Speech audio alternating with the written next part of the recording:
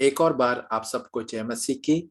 आज के इस अध्ययन में हम इंडक्टिव बाइबल स्टडी मेथड के बारे में सीखेंगे, जिसको हम हिंदी में कहते हैं आगमनात्मक बाइबल अध्ययन विधि। हम इसे इसीलिए इंडक्टिव बाइबल स्टडी कहते हैं, आगमनात्मक बाइबल अध्ययन कहते हैं, क्योंकि हम कुछ अध्ययन करके किसी सच्चाई पर पहुंचते हैं या कुछ सच्चाइयों पर हमारा आगमन होता है।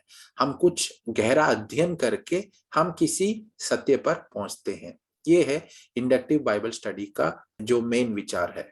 बाइबल का अध्ययन करना वास्तव में पानी में तैरने के अभ्यास के समान है, उससे भी अधिक आनंददायक है। किसी भी नौ सीखिए की तरह हमें भी यह शुरुआत में कठिन काम लगेगा, लेकिन हमारा प्रयत्न जितना अधिक होगा, हमारा आनंद भी उतना ही अधिक होगा। इसीलिए बाइबल का अध्ययन हमारे सबसे गंभीर प्रयास के लायक है। हमें बहुत ही गहरे तरीके से बाइबल का अध्ययन को करना है, क्योंकि जब हम बाइबल पढ़ते हैं तो हमें उससे आनंद मिलेगा और वो हमारे जीवन से बातचीत करेगा। लेकिन कई बार जब मैं लोगों से बातचीत करता हूं तो लोग बोलते हैं, पास्टर जी बाइबल पढ़ते समय ही मुझे नींद आ जाता है। या बहुत सारे जवान लोग कहते हैं कि ये मेरे लिए बहुत ही बोरिंग है, मुझे ये समझ में नहीं आ रहा है, इसलिए मैं बाइबल को पढ़ना पसंद नहीं करता हूं। मेरे प्रियो, इसीलिए मैं लोगों को ये शिक्षा देता हूं कि बाइबल को पढ़ना जितना जरूरी है उतना ही जरूरी है कि आप बाइबल को किस रीति से पढ़ते हैं। क्योंकि आप जिस रीति से बाइबल पढ़ते हैं, जिस तरीके से बाइबल पढ़ते हैं, उसी तरीके से आपको फल भी मिलेगा। क्योंकि अगर आप सही रीति से बाइबल नहीं पढ़ेंगे तो आपको बाइबल समझ में भी नहीं आएगा और आपको वो बाइबल पढ़ने का जो प्रक्रिया है आपको आनंद भी नहीं देगा, आपको वो बोरिंग लगेगा। लेकिन अगर आप सही रीति से या बाइबल समझने की रीति से बाइबल पढ़ेंगे तो आपको बाइबल पढ़ना बहुत ही अच्छा लगेगा और वो आपको आनंद भी प्रदान करेगा। इसीलिए इंडक्टिव बाइबल स्टडी मेथड में जाने से पहले मैं आपके लिए कुछ 6 या 7 बाइबल अध्ययन करने के तरीकों के बारे में, विधि के बारे में बताना चाहता हूं, जिसकी मदद से आप बाइबल को बेहतर तरीके से समझ पाएंगे। सबसे पहला है द क्रोनोलॉजिकल मेथड, जिसको हम हिंदी में बोलते हैं कालानुक्रमिक या क्रमानुसार बाइबल का अध्ययन करना। इसमें क्या होता है, जो बाइबल पढ़ने वाला होता है वो उत्पत्ति से शुरू कर कर प्रकाशित वाक्य तक एक ही क्रम में बाइबल को पढ़ता है। जैसे कि उत्पत्ति के 5 अध्याय एक दिन, फिर अगले दिन उत्पत्ति के 5 अध्याय, इस प्रकार से बाइबल को पढ़ते पढ़ते पूरे प्रकाशित वाक्य तक को वो एक ही क्रम में क्रमानुसार उसको पढ़कर खत्म करेगा। मेरे प्रियो, कई बार ये जो तरीका है थोड़ा कठिन होता है और बोरिंग भी होता है, लेकिन इसका एक फायदा ये होता है कि जब आप बाइबल को क्रमानुसार पढ़ते हैं तो आपको समझ में आता है कि उसकी जो घटनाएं हैं कब कब हुई थी। मेरे ख्याल से कम आपको लाइफ में 2-3 बार तो बाइबल को क्रमानुसार पढ़ने की जरूरत है। कुछ लोग इसमें कुछ वेरिएशंस भी लाते हैं, जैसे कि उन लोग पुराने नियम को और नए नियम को दोनों को बारी बारी से हर दिन पढ़ते हैं। जैसे कि सुबह उत्पत्ति के 2-3 अध्याय पढ़ लिए और शाम को मत्ती रचित सुसमाचार नए नियम के शुरुआत से 2-3 अध्याय पढ़ लिया, और इसी प्रकार से पुराने नियम और नए नियम के कॉम्बिनेशन करके इन लोग पूरे बाइबल को खत्म करते हैं क्रमानुसार। तो ये तरीका भी आपके लिए बहुत ही फायदेमंद साबित होगा। दूसरा तरीका है द स्टोरी मेथड या कहानी आधारित अध्ययन। इसमें क्या होता है, आप बाइबल के जितने भी कहानियां हैं उसको आप कवर करने की कोशिश करते हैं। जैसे कि उत्पत्ति में कितनी कहानियां हैं, जो मेन कहानियां कौन कौन सी हैं, जैसे आदम और हव्वा की कहानी, काइन और आबेल की कहानी, और अब्राहम की कहानी, इसहाक की कहानी, और इस प्रकार से बाइबल में जितने भी कहानियां हैं उसको कवर किया जाता है। कहानी आधारित अध्ययन बच्चों और जवानों के लिए बहुत ही फायदेमंद है, क्योंकि जब वो कहानी सीखेंगे तो वो रुचिकर भी होगा, उन्हें समझ में भी आएगा और वो उसमें दिलचस्पी भी दिखाएंगे। कहानी आधारित अध्ययन मेरे प्रियो बहुत ही लाभदायक एक तरीका है। अगर हमारे बीच में कुछ ऐसे लोग हैं जो पढ़ना लिखना नहीं जानते, अर्थात अनपढ़ हैं, तो ऐसे लोगों को आप बाइबल कैसे सिखाएंगे जो लिखना पढ़ना ही नहीं जानते? मेरे प्रियो, क्या उनको बाइबल को समझने का अधिकार नहीं है? क्या बाइबल के सत्य को समझने का अधिकार नहीं है? बिल्कुल है, लेकिन वो कैसे समझेंगे? क्योंकि उन्हें पढ़ना लिखना ही नहीं आता।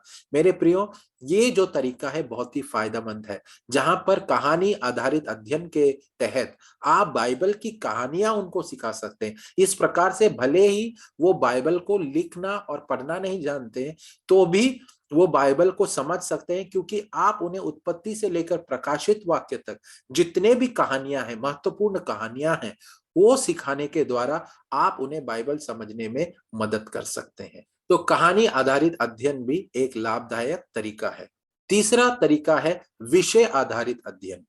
बाइबल विशिष्ट विषयों के बारे में जो कुछ कहते हैं, उस पर ध्यान केंद्रित करके भी हम बाइबल का अध्ययन कर सकते हैं।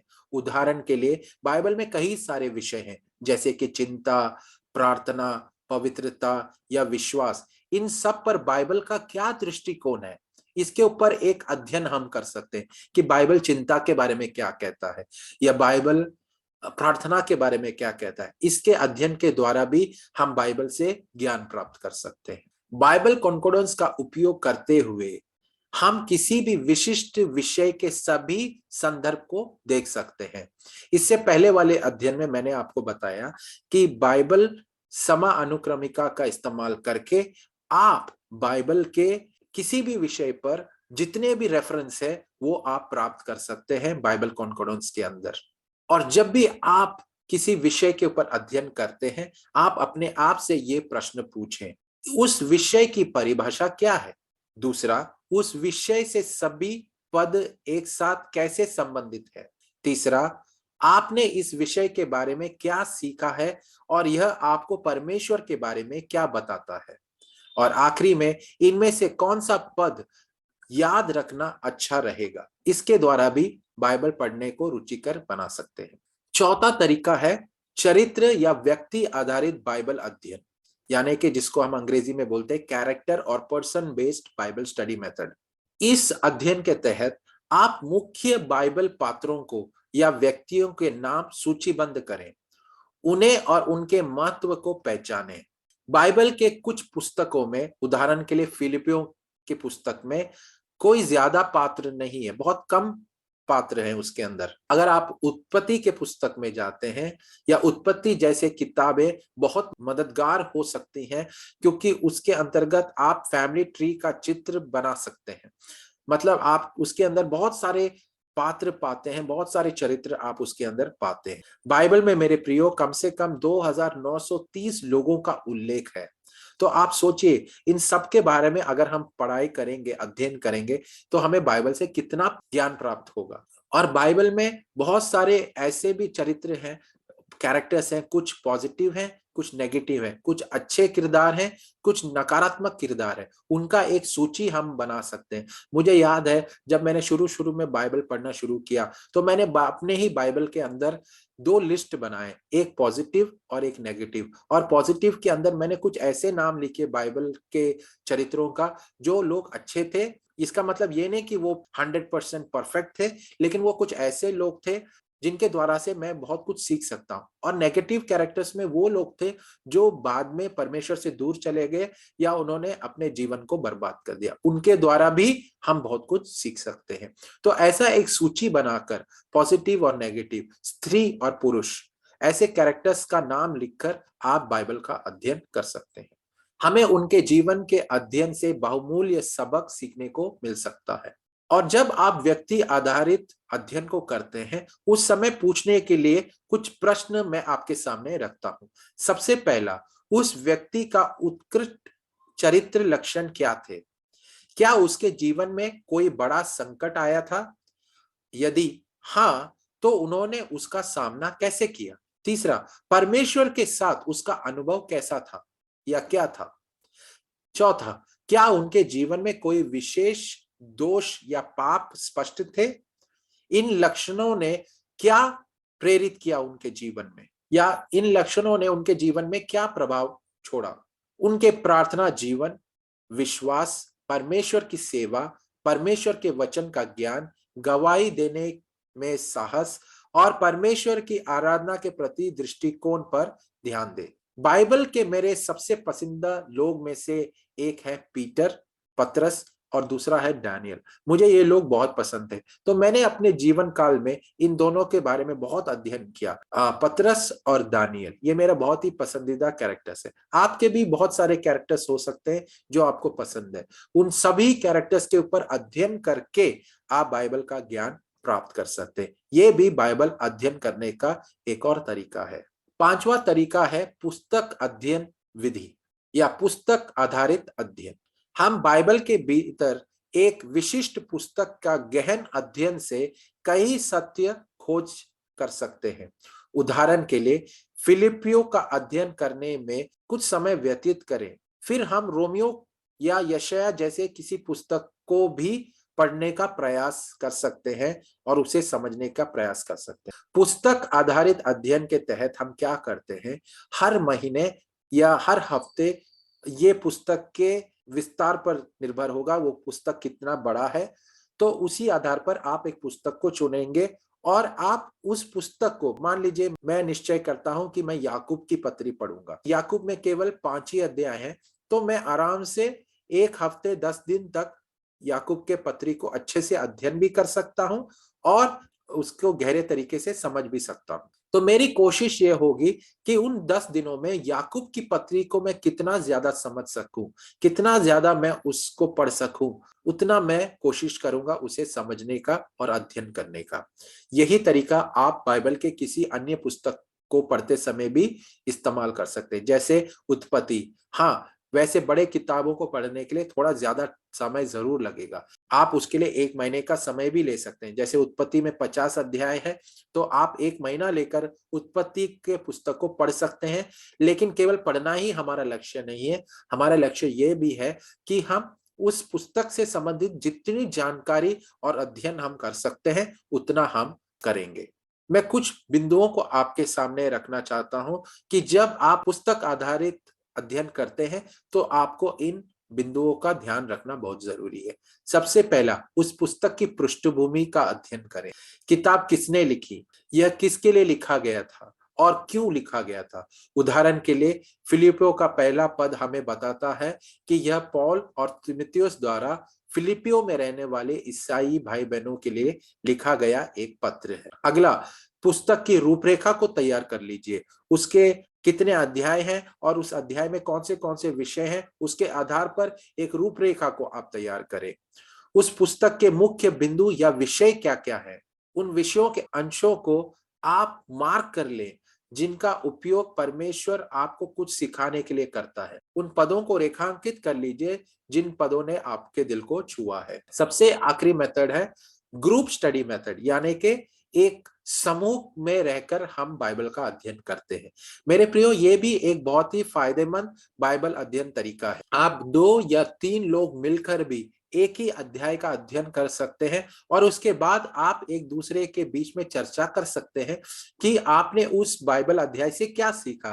पहला व्यक्ति कुछ शेयर करता है, उसके बाद दूसरा व्यक्ति शेयर करेगा, उसके बाद तीसरा व्यक्ति शेयर करेगा। एक दूसरे से चर्चा करने के द्वारा और शेयर करने के द्वारा हम बाइबल का गहरा ज्ञान भी प्राप्त कर सकते हैं। तो मेरे प्रियो, मैंने आपके सामने ये कुछ 5-6 तरीकों को रखा।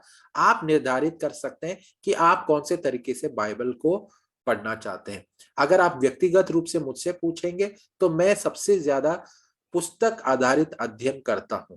मैं हमेशा अपने पर्सनल डिवोशन में मैं एक बाइबल के किताब का चुनाव करता हूं और मैं कुछ दिन तक, कभी कभी हफ्ते, कभी कभी 1 महीने तक मैं उसी पुस्तक का अध्ययन करता हूं और उसे गहरे से समझने की कोशिश करता हूं।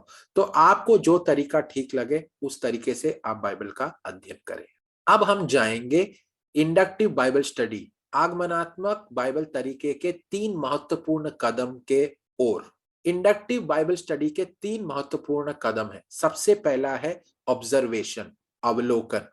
इस कदम में बाइबल व्याख्या करने वाला की एक ही प्रार्थना होती है, वो ये है कि प्रभु मुझे देखने के लिए मदद कर, कि मैं बातों को और ध्यान से देख पाऊं। पहला कदम है पाठ को पढ़ना और समझना कि इसका अर्थ क्या है। इसे पहले और अच्छी तरह से किए बिना आपको आगे नहीं जाना चाहिए। हम अक्सर सोचते हैं कि हम बाइबल जानते हैं, लेकिन गलत और पूर्व कल्पित धारणाएं हमारे अंदर होती हैं। इसीलिए हमें भाग का ध्यानपूर्वक अध्ययन करना चाहिए। पहले यह पता करें वह अध्याय क्या कह रहा है और इसका क्या अर्थ है। अवलोकन में या ऑब्जर्वेशन इस कदम में हमें बार-बार देखने की कोशिश करना चाहिए और ध्यानपूर्वक उस अध्याय के अंदर देखने की जरूरत है। एक उदाहरण के लिए, जब मजूसी लोग या ज्ञानी लोग यीशु से मिलने आए, कितने मजूसी यीशु से मिलने गए? मेरे प्रियो, कई बार लोग कहते हैं कि 3 मजूसी आए थे यीशु से मिलने के लिए। अक्सर हमारे चर्चेस में जो क्रिसमस नाटक होता है उसमें भी 3 लोग दिखाई देते हैं। लेकिन मेरे प्रियो, अगर आप बाइबल को ध्यान से पढ़ेंगे, वहां पर बाइबल हमें इस बात का जिक्र नहीं करता कि वहां पर 3 लोग थे। हम नहीं जानते हैं कि वहां पर कितने मजूसी लोग आए थे। मत्ती कहते हैं 3 उपहार चढ़ाए गए थे यीशु मसीह को। सोना, मुर और लोबान, ये 3 उपहार हैं वो चढ़ाए गए थे। उसी के आधार पर लोग अनुमान लगाते हैं कि 3 मजूसी थे, लेकिन बाइबल उन लोगों की संख्या कभी हमें नहीं बताती है। यहाँ पर क्या प्रॉब्लम है? हम लोग ध्यान से बाइबल देख नहीं रहे हैं। बिना बाइबल कहे ही हम अनुमान लगा रहे हैं कि वहां पर 3 लोग थे। इसीलिए मेरे प्रियो, पहले कदम इंडक्टिव बाइबल स्टडी में ये है कि जब हम किसी बाइबल अध्ययन को पढ़ते हैं, हमें उसे बहुत ध्यान से देखने की जरूरत है। एक दूसरा उदाहरण मैं आपको दे सकता हूं, वो ये है एलिया के विषय में। कई लोगों को लगता है कि एलिया जो है उड़ते हुए रथ में वो स्वर्ग चला गया, लेकिन अगर हम ध्यान पूर्वक दूसरा राजा उसका 2 अध्याय पढ़ेंगे तो हम समझ पाएंगे कि एलिया जो है वो उड़ते हुए रथ में नहीं बल्कि भवंडर में वो स्वर्ग चला गया। जैसे कि अक्सर गलत तरीके से सिखाया जाता है कि एलिया जो है वो रथ में चला गया, लेकिन वो रथ में नहीं, भवंडर में स्वर्ग चला गया। इंडक्टिव बाइबल स्टडी का दूसरा कदम है व्याख्या करना। अगला कदम भाग से प्रश्न पूछना है ताकि यह समझ सके कि इसका क्या अर्थ है, हमने क्या नहीं समझा। यह देखने के लिए फिर से देखे कि क्या उत्तर है। और इस कदम में बाइबल व्याख्या करने वाला बार बार सवाल पूछने की कोशिश करता है। मैं आपके सामने कुछ ऐसे प्रश्न रखना चाहता हूं जो हमें पूछना चाहिए। सबसे पहले, प्रसंग या संदर्भ क्या है? जो अध्याय हम पढ़ रहे हैं उसका संदर्भ क्या है? किसी भी पद या अंश का अध्ययन उसके संदर्भ से बाहर नहीं किया जाना चाहिए, अन्यथा आपको गलत अर्थ मिलता है। इसके संदर्भ से बाहर पद का अर्थ पूर्व कल्पित धारणाएं होती हैं। संदर्भ क्या है? संदर्भ हमेशा पद के पहले या फिर उसके बाद में पदों में पाया जा सकता है। दूसरा सवाल, इस अध्याय का ऐतिहासिक पृष्ठभूमि क्या है? हमें यह नहीं भूलना चाहिए कि बाइबल की पुस्तकें किसी अन्य संस्कृति में और किसी अन्य समय में लिखी गई थी। इसीलिए हमें पहले इसकी ऐतिहासिक पृष्ठभूमि को समझना चाहिए और मूल श्रोताओं के लिए इसका क्या अर्थ था उसे भी समझने की कोशिश करनी चाहिए। इसके लिए आपको 5 प्रश्न पूछने होंगे। सबसे पहला, यह किसने लिखा? दूसरा, यह कब लिखा गया था? तीसरा, यह कहाँ लिखा गया था? चौथा, यह किसके लिए लिखा गया था? और पांचवा, यह क्यों लिखा गया था? तीसरा सवाल जो आपको पूछना है वो यह है, यह किस प्रकार का लेखन है? बाइबल में विभिन्न प्रकार के लेखन है, जैसे कि कथा जो घटनाओं की कहानी को कहता है, या फिर दूसरा लेखन है कविता, व्यक्ति के भावनाओं को व्यक्त करता है, या फिर बाइबल के अंदर शिक्षा भी पाया जाता है। परमेश्वर की इच्छा को सिखाने के लिए हमें प्रत्येक प्रकार की अलग अलग व्याख्या करने की आवश्यकता है। तो जब आप बाइबल पढ़ते हैं आपको समझना है क्या ये अध्याय है वो एक कथा है या कविता है या शिक्षा है या अन्य किसी प्रकार का लेखन है, तो उसे समझकर उसी आधार पर हमें उसकी व्याख्या करनी होगी। चौथा, भाग में मुख्य शब्द क्या क्या है? मुख्य शब्द 3 प्रकार के होते हैं। सबसे पहले थियोलॉजिकल शब्द या धर्म विज्ञान के शब्द। धर्म विज्ञान के शब्द वे शब्द होते हैं जो ईश्वर, मानव जाति और हमारे आसपास की दुनिया के बीच संबंधों के बारे में बात करते हैं। दूसरा, ऐतिहासिक शब्द, इतिहास के किसी विशेष युग में स्थानों, लोगों या घटनाओं के नाम। तीसरा, जोड़ने वाले शब्द। जोड़ने वाले शब्द वो होते हैं जो पिछले पदों के साथ उन्हें जोड़ते हैं। तो ऐसे शब्दों को हमें ढूंढना है और हमें ध्यान में रखना है। इंडक्टिव बाइबल स्टडी का तीसरा महत्वपूर्ण कदम है एप्लीकेशन या प्रायोगिक। जब हमने पहले दो कदम को इस्तेमाल कर लिया है, हमने अवलोकन किया, ध्यान से देखा है और ध्यान से हमने दूसरे कदम को भी किया है, सवालों को पूछना, तब हम उसके एप्लीकेशन में या प्रायोगिकता या व्यवहारिकता को हम देख सकते हैं कि ये वचन मेरे जीवन में या आज के समय में कैसे लागू होगा। पवित्र बाइबल एक भाग को अध्ययन करने के बाद विचार करने के लिए 5 प्रश्न देता है। पहला, यह हमें परमेश्वर के बारे में क्या सिखाता है? क्या दावा करने का कोई प्रतिज्ञा या वादा इस अध्याय में है? क्या पालन करने के लिए कोई आज्ञा है जो मुझे इस अध्याय में पालन करना है? क्या ध्यान देने योग्य कोई चेतावनी या उदाहरण है जो मुझे अपने जीवन में लागू करना है? यह हमारी स्थिति, हमारे रिश्तों और खुद को समझने में हमारी मदद कैसे करता है? इस सवाल को भी हम पूछ सकते हैं। मेरे प्रियो, मैं आशा करता हूं कि आपको इंडक्टिव बाइबल स्टडी मेथड समझ में आया होगा। ये 3 कदम बहुत ही महत्वपूर्ण है। ऑब्जर्वेशन, ध्यान देना, दूसरा इंटरप्रिटेशन, व्याख्या जिसमें सवाल करना, और तीसरा एप्लीकेशन यानी कि लागू करना। ये 3 कदमों को फॉलो करते हुए हम अपने जीवन में बाइबल का अर्थ और गहरे तरीके से समझ पाएंगे। परमेश्वर आपको इस अध्ययन के द्वारा आशीष दे। धन्यवाद।